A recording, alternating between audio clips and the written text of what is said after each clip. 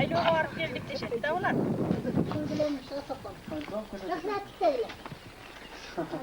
Buna ne kız kızına koymuş tat. Buna kızlarım tat. Buna ver tat. Seni bir tur aldım. Bekle. Geç çabuk. Hep yemeği satayım. Tat o tatlı seni. Ha.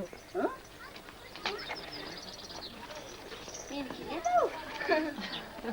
Buna ne kuşunu tat sanırdı ben. Bu diyete geç para. Paket et. Gel o. Hı. Yeter bol böyle kuşun. Geçsin tat. Şu al geçsin giyin.